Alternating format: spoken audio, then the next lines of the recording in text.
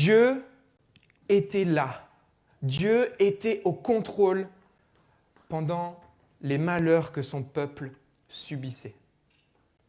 Dieu est avec son peuple pour susciter un nouveau libérateur en la personne de Gédéon. Et Dieu sera encore présent avec son peuple pour qu'il vive en paix. Quand l'ange de l'Éternel annonce à Gédéon que l'Éternel est avec lui, c'est plus qu'une vérité théologique qu'il veut lui faire comprendre. C'est une réalité physique. En effet, la plupart des commentateurs s'accordent à dire que l'ange de l'Éternel est Dieu lui-même. L'ange de l'Éternel, c'est Jésus avant sa venue sur terre. Ces mots « l'Éternel est avec toi » prennent encore plus de sens quand on voit que l'ange de l'Éternel, Jésus, c'est lui qui vient s'asseoir à côté de Gédéon et qui se révèle à lui. C'est passionnant de voir le temps que prend ce messager pour s'asseoir, se révéler, missionner, attendre, parler, rassurer Gédéon, alors que lui, il a peur, qu'il est en plein doute et qu'il s'excuse. Et il y a là une vérité indéniable pour nous, pour notre époque, pour notre mission, c'est que Dieu est avec toi. Comme il a été avec Gédéon, l'Éternel est avec toi.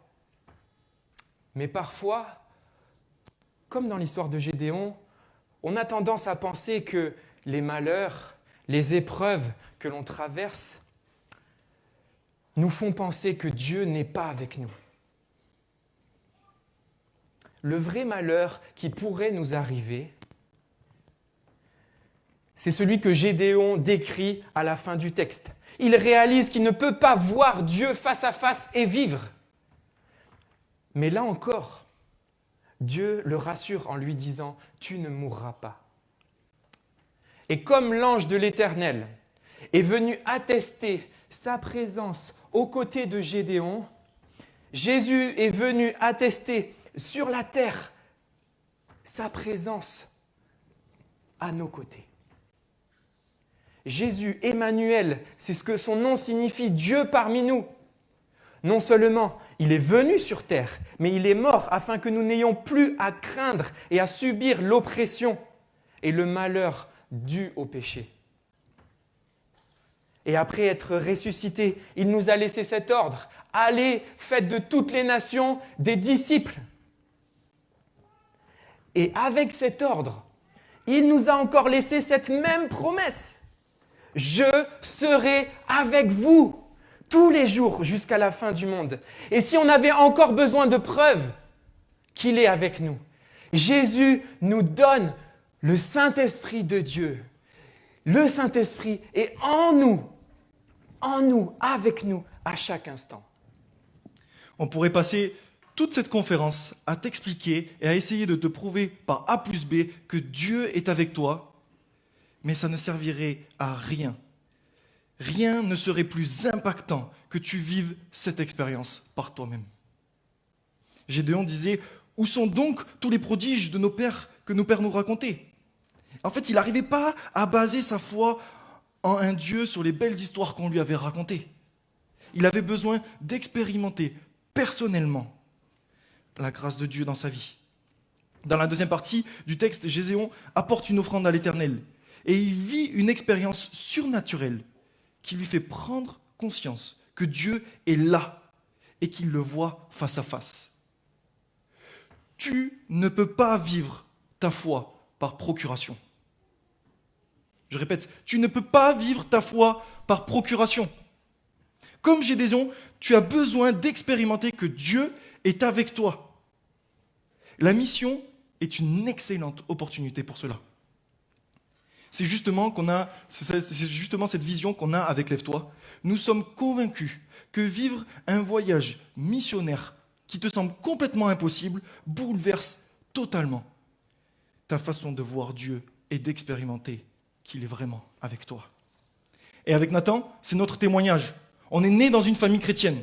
Enfant de pasteur. On nous a raconté toutes les histoires de la Bible. On les connaît par cœur. Engagé dans l'Église dès notre plus jeune âge. Mais on ne pouvait pas baser notre foi uniquement sur celle de nos parents. Nous avions besoin de bâtir notre foi sur une expérience personnelle avec Dieu. Les voyages missionnaires à court terme nous ont permis de saisir pleinement cette vérité biblique. L'Éternel est avec nous. Non seulement l'ange de l'Éternel dit à Gédéon, « L'Éternel est avec toi », mais en plus, il l'appelle « vaillant héros ». C'est une chose complètement incompréhensible, inimaginable quand on voit la suite de la discussion entre l'ange de l'Éternel et Gédéon. Gédéon est visiblement tout sauf un vaillant héros. C'est pas possible. Le valeureux guerrier est en fait un agriculteur peureux caché dans un pressoir. Le libérateur pour Israël est en fait un pauvre jeune qui cherche des excuses pour ne pas accomplir la mission que Dieu lui confie. Le héros de la foi doute de l'appel de Dieu au point de demander une preuve que c'est bien à Dieu qu'il s'adresse. On pense avec Nathan que c'est important et que c'est rassurant pour nous de constater qu'à la base, Gédéon n'est pas un super-héros et qu'il n'est pas différent de toi et moi. Il lui dit lui-même, il est jeune, sa famille est pauvre, il n'a pas d'expérience, il a peur, il ne sait pas comment libérer le peuple d'Israël de l'oppression des Madianites. Bref, il est absolument incapable d'accomplir la mission que Dieu lui donne. Et son incapacité n'est vraiment pas une excuse, c'est une réalité. Mais alors Clément, pourquoi Dieu appelle Gédéon vaillant héros ? Assurément, Dieu sait par avance ce que Gédéon va accomplir. Dieu sait d'avance que Gédéon va remporter plusieurs batailles et mettre en déroute tous les Madianites. C'est parce que l'Éternel est avec Gédéon qu'il est un vaillant héros. C'est la même chose pour nous. Si Dieu te donne une mission à accomplir, il va aussi te donner les compétences pour mener à bien cette mission. Si tu fais partie de l'équipe de Dieu, alors tu es un vaillant héros. Non pas parce que tu aurais des capacités en toi-même, mais parce que tu es dans l'équipe du Dieu qui gagne à la fin. Tu pourrais peut-être te trouver une excuse en disant « Comment pourrais-je être utile à la mission alors que je suis qu'un jeune étudiant ?» Parmi les jeunes qui sont partis en mission avec Lève-toi, Lucas, on a changé son prénom bien sûr, aurait pu se demander qu'est-ce qu'un étudiant en informatique pourrait apporter au fin fond de la Côte d'Ivoire pour construire une église parmi un peuple non atteint par l'Évangile. Laisse-nous te dire que quand Dieu est avec toi, il utilise ton caractère, il utilise ta disponibilité, il utilise ton cœur pour lui, pour faire d'un jeune étudiant en informatique un vaillant héros pour son service. Ainsi, l'Éternel est avec toi, comme il a été avec Gédéon. Alors que Gédéon doute encore de la présence de Dieu à ses côtés, Dieu veut lui annoncer clairement la vision, la mission que Gédéon va devoir accomplir. Va et délivre Israël des Madianites. Et c'est comme si Dieu savait que Gédéon cherchait encore des excuses. Dieu lui donne cette raison de ne pas douter sous forme d'une question rhétorique. N'est-ce pas moi qui t'envoie ?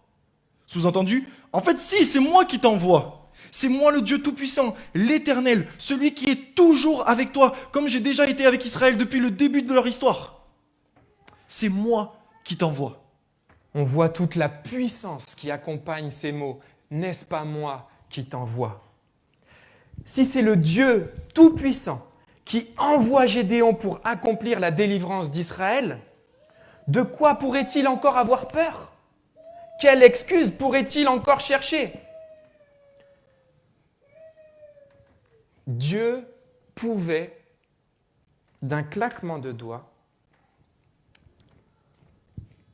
délivrer le peuple d'Israël. Mais par sa grâce et pour manifester sa gloire, il choisit d'envoyer un jeune simple et incapable. Nous de même, comment pourrions-nous douter de notre mission alors que c'est ce même Dieu tout-puissant qui nous envoie? Dieu pourrait choisir de se révéler à toutes les nations tout seul d'un claquement de doigts. Mais par sa grâce et pour manifester sa gloire, il choisit d'envoyer des jeunes simples et incapables. Quand Dieu appelle Gédéon à délivrer Israël, il est important de noter que ce n'est pas une invitation qu'il lui envoie dans une enveloppe. Non, ce n'est pas ça qu'il propose à Gédéon. C'est un ordre. Va et délivre. Ne pas répondre à cet appel serait en fait désobéir. Au fond, quelle excuse m'empêche d'obéir à Dieu? Quand Dieu ordonne à Gédéon de délivrer Israël, il lui dit « Va avec la force que tu as ». C'est quand c'est Dieu qui envoie Gédéon, il le rend fort. De même, Dieu t'envoie, alors tu es fort. Quand Jésus nous appelle, il nous envoie, il nous équipe, il nous donne la force et le courage nécessaires. Pour nous, cette force, elle est pleinement manifestée par la puissance du Saint-Esprit qui agit en nous. En plus de la puissance du Saint-Esprit, Dieu t'a équipé de dons, de talents, qui sont aussi une force et que Dieu veut que tu utilises pour sa gloire. Au verset 16, Dieu dit clairement à Gédéon, « Je serai avec toi, c'est pourquoi tu battras tous les Madianites. » L'Éternel t'assure. L'Éternel t'assure la victoire. Comment se trouver des excuses après une telle promesse? Avant même de se lancer dans la mission que Dieu lui confie, Gédéon peut être certain que cette mission sera un succès. De même, comment pourrions-nous chercher des excuses alors que Dieu est avec nous et qu'il contrôle sa mission? Dans la Bible, on voit que Dieu est le maître de la moisson. C'est lui qui appelle, c'est lui qui équipe, c'est lui qui envoie les ouvriers dans sa moisson. Parce qu'il est avec toi, parce que c'est lui qui t'envoie, nous pouvons être assurés du résultat. Rien ne pourra empêcher la mission de Dieu. Rien ne pourra empêcher la mission d'arriver à son terme. Aucune de nos excuses ne pourront empêcher la mission de Dieu d'arriver à son terme. Même pas les Madianites dans l'histoire de Gédéon n'ont pu lutter contre Dieu. La pandémie que l'on vit, la pandémie de coronavirus que l'on vit en ce moment ne pourra pas empêcher la mission de Dieu d'arriver à son terme. Ni ton manque d'argent, ni ton manque de temps, ni même ta désobéissance ne pourra empêcher la mission de Dieu d'arriver à son terme. Veux-tu faire partie de cette mission? Enfin, l'Éternel assure la paix. Finalement, c'est ce dont Gédéon avait profondément besoin pour ne pas chercher d'excuses. Mais alors qu'il se rend compte qu'il cherche des excuses face au Dieu tout-puissant et 3 fois saint, en fait, il croit mourir. L'Éternel lui dit « Rassure-toi, n'aie pas peur, tu ne mourras pas. » Par cette conférence, voilà ce qu'on veut te dire.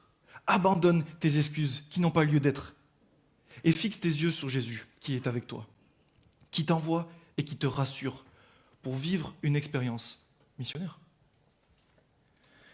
Oh, mais tu peux être assuré que tu auras des difficultés dans un tel défi. Tu seras sûrement déçu, fatigué, parfois même découragé.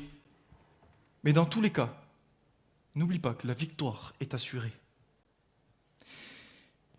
Et nous nous réjouissons d'avance que tu puisses, comme Gédéon, au verset 24, glorifier Dieu en disant « L'Éternel assure la paix » et ainsi offrir un sacrifice de reconnaissance à Dieu.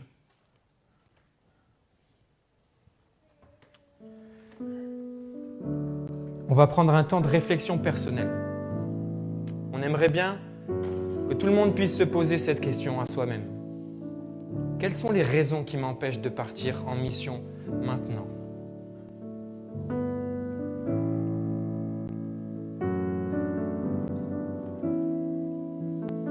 Quelles sont les raisons qui m'empêchent d'obéir à Dieu maintenant ?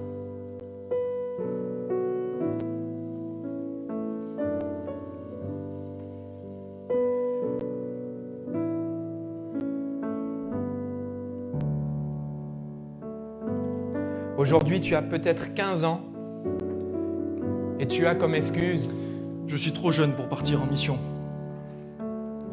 Mais dans quelques années, tu en auras 18 et tu diras « Je dois passer mon bac. » Et après, Cette année, il y a eu une pandémie, tu sais, j'ai pas pu partir.